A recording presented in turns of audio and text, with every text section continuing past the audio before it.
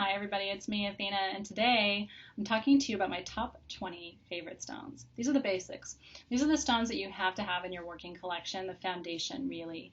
And these are the stones I like to say if I was on a deserted island and I didn't have any other tools, these are the stones I would need for love, protection, grounding, alignment, balance, prosperity, and more. They're all here.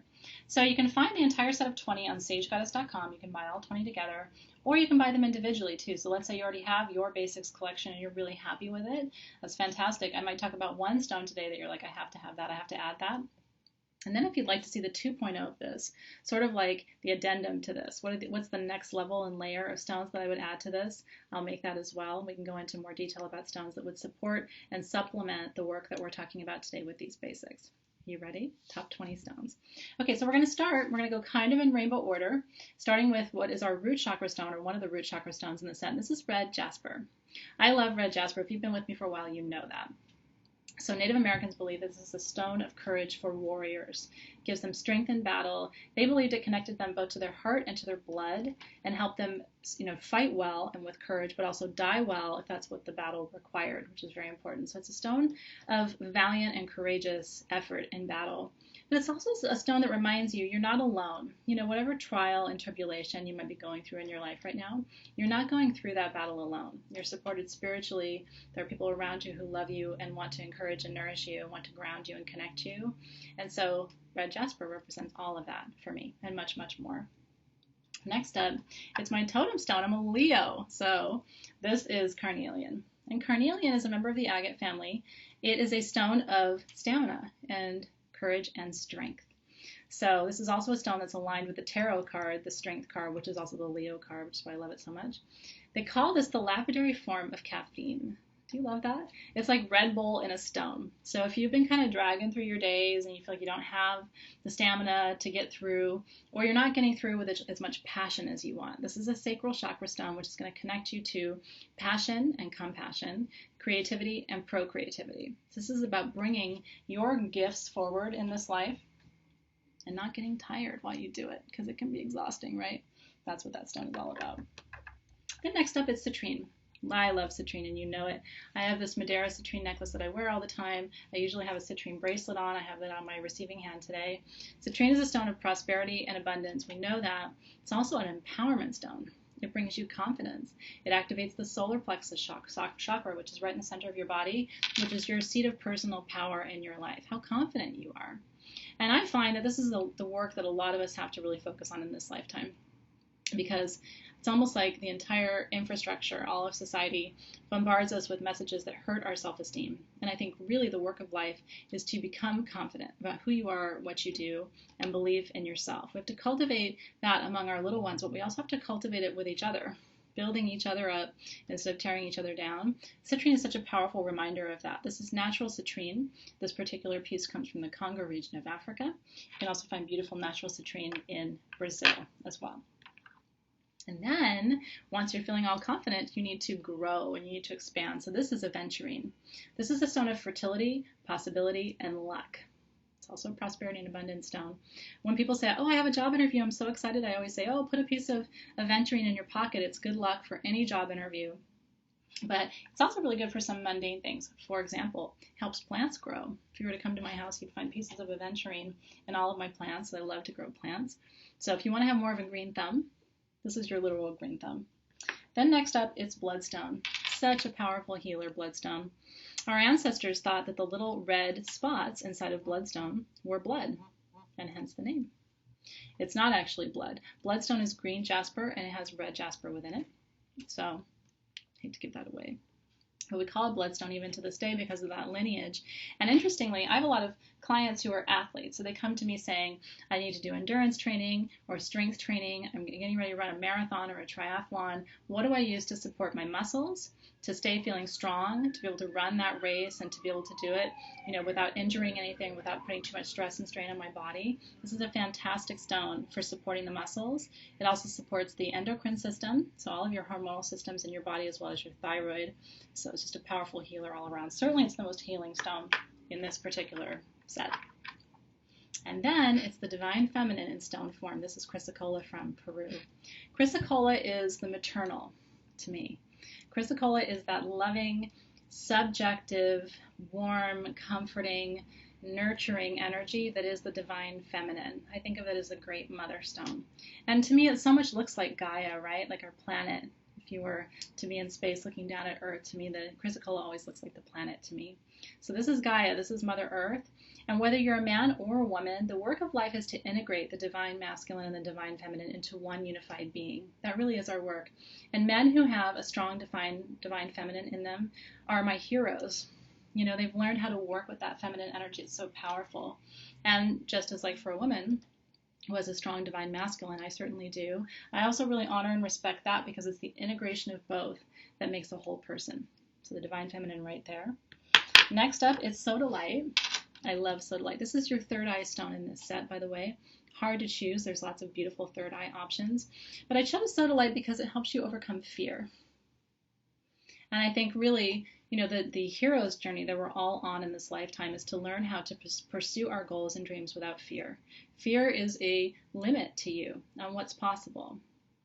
And most of the time, have you noticed, most of the time, your fears don't come to pass? Have you had that experience? It's like you spend all this time worrying about something and it doesn't happen, and then afterward you think, God, I can't get that 5 minutes of my life back or that hour back that I spent worrying so much about that thing. So sodalite is that reminder to you. You don't need to be afraid. It's also a really helpful stone for peaceful sleep. Prevents nightmares. So if you have little ones who, you know, wake up in the middle of the night and say, I heard something or I saw something and I was scared, let them fall asleep with a beautiful piece of sodalite in their hand, and they will be more likely to sleep through the night, have fewer sleep interruptions, and especially experience a decrease in the number of nightmares. So we call it the dream catcher stone. So good. And then it's amethyst. In Greek, amethystos means not drunk. So our Greek ancestors, who were all sorts of fun, right? I say that because I'm Greek, used to enjoy their bacchanalian fests and drink their wine, and they believed that if they worked with amethyst, if they put it in their cup of wine or if they carried it with them, it would keep them sober and reduce the frequency of hangovers the next day. Now, you decide if that is the truth with that stone or not, but it is thought to be a sobriety stone, and it's very, very helpful for people who are detoxing. That could be from anything, detoxing from a relationship, detoxing from an emotion, detoxing from a situation. If you're trying to get some distance and you're trying to let go of something that isn't serving you, amethyst is your stone. And then there's rose quartz. This is the stone of love. This is the stone of generic love. So this is not necessarily a soulmate attraction stone. You know, the Greeks have 5 or 6 different words for love. There's brotherly love, filial love, there's love between a mother and the child, there is love, romantic love, there's erotic love, all these different kinds of love. This is the all-purpose love stone. And then there are other stones you can partner with this stone to attract the soulmate, to connect you with the right partner for you. But because this is a basics collection, I wanted to keep it sort of simple. Rose quartz is just a love vibration. It's a huge heart chakra opener, reminding you that we're all connected, that you're always loved, you're loved from all directions. And I think the knowing of that keeps us whole and well and sane. Knowing that you're loved is really important. And then there's smoky quartz. Isn't that beautiful?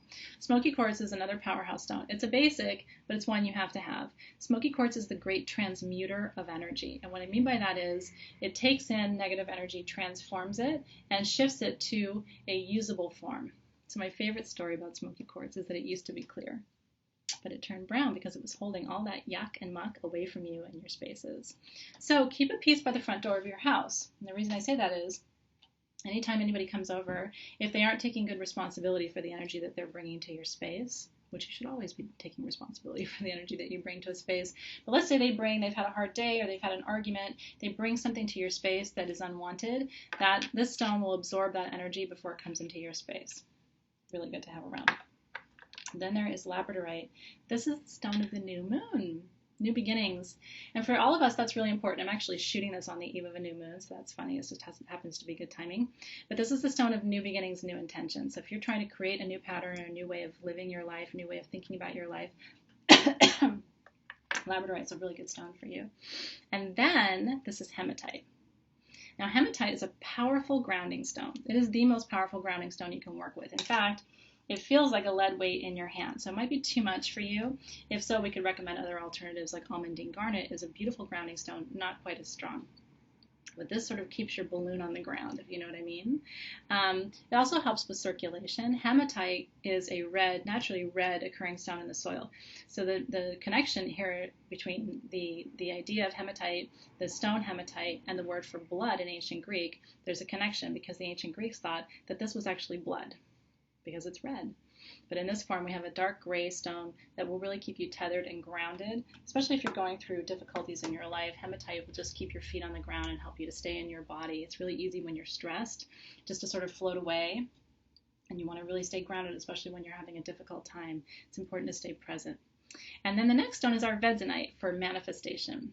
And there are 4 stones for manifestation: Arvedzenite, apatite, magnesite, and magnetite. I had to choose one to offer you in this basic set, and I chose the most powerful of them all. Arvedzenite makes things happen. It's a stone of spontaneous manifestation. So you won't get much notice with Arvedzenite. Things will just start appearing or happening, or, let's say you're trying to hire someone new at work and you're trying to just attract just the perfect employee or the perfect colleague, and then all of a sudden you get a resume and it's like, where did that come from? That means your Arvedzenite's working. And then Apache tear obsidian. I love this stone so much. You can't see it on the video, but it actually is a very dark brown. It's almost like a very, very deep smoky quartz. It's lighter weight than smoky, which is one of the ways you can tell it apart from smoky quartz. Smoky quartz has a heavier density, but the Apache tear obsidian is really good for releasing with grace. So if you're going through something where you are releasing a person or an experience or a relationship and you need to do that more gracefully, Apache tear is going to be a really important stone for you. They call it Apache tear because the Apache warriors, the wives of the warriors, this represented their tears when their husbands were killed in battle. So these are Apache tears. I love that stone so much. And then here's a little powerful stone that you have to have in your basics collection, I think, for protection. And again, there's like half a dozen to a dozen really good protection stones I could have recommended for you. I love petalite because I call it the white velvet cloak of protection. It connects you to a very angelic, very gentle form of protection. It's not harsh like black tourmaline.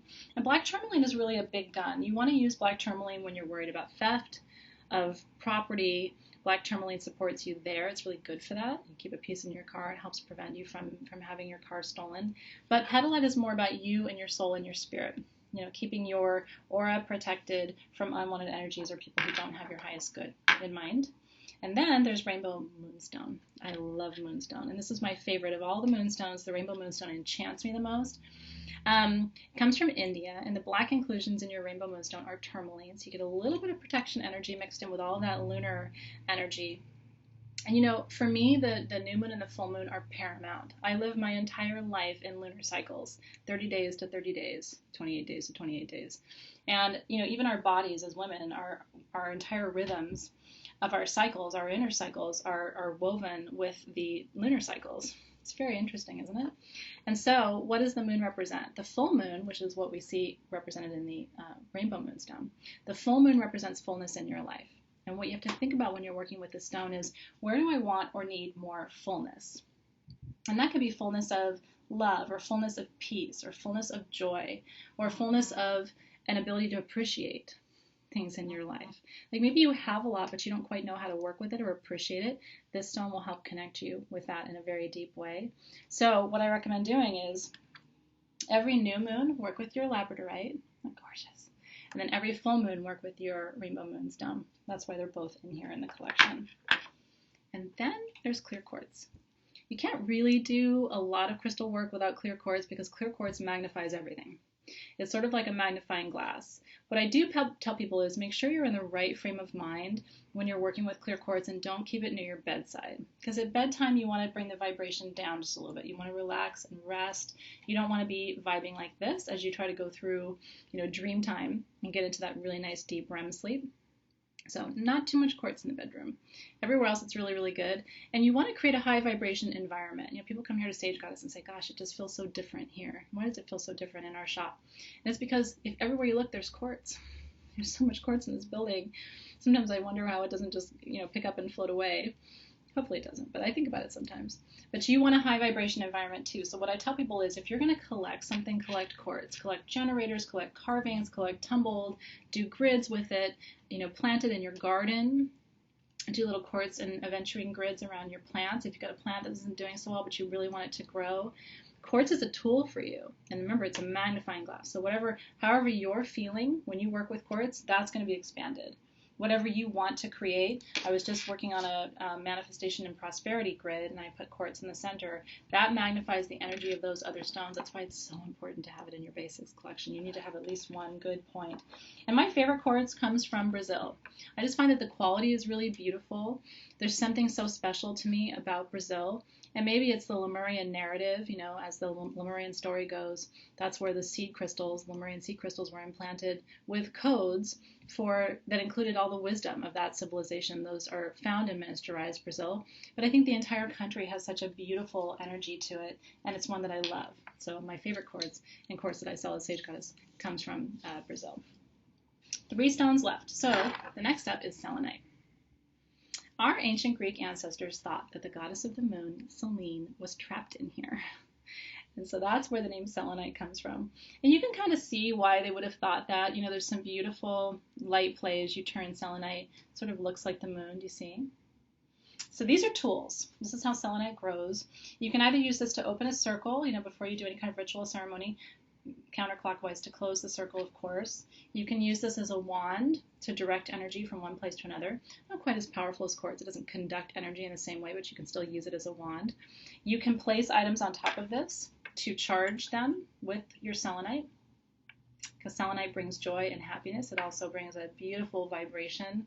It's peaceful. You can even just sit and meditate and hold your selenite wand. Don't push it too hard. It's actually quite fragile. But you can work with it this way and just hold it to sort of bring yourself back to center and to collect your thoughts at the end of a difficult day. So many things you can do. You always want to have one of these in your basics collection. And then black kyanite. The #1 clearing stone there is black kyanite. Anything you touch with black kyanite is clear. Bing! You don't have to do anything else to it. And the best part is you don't have to clear black kyanite. That's why it's a workhorse stone. You know, it's like it's anything you touch, your tarot cards. Let's say somebody came over and they touched your tarot deck. You're not supposed to do that. You just touch your black kyanite to your tarot deck. It's clear. Once a day I touch it to my phone. Phone is clear. Do you know how much energy you pick up off your phone, for goodness sake? Your phone's a magical tool, so you gotta clear it.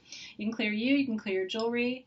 I mean, anything you want to clear, go through and, you know, clear all your jewelry once a day with your black kyanite. It's just such a powerful tool. Now, a lot of my clients and friends tell me they don't have to clear their selenite either. I just want to say for the record, I clear my selenite.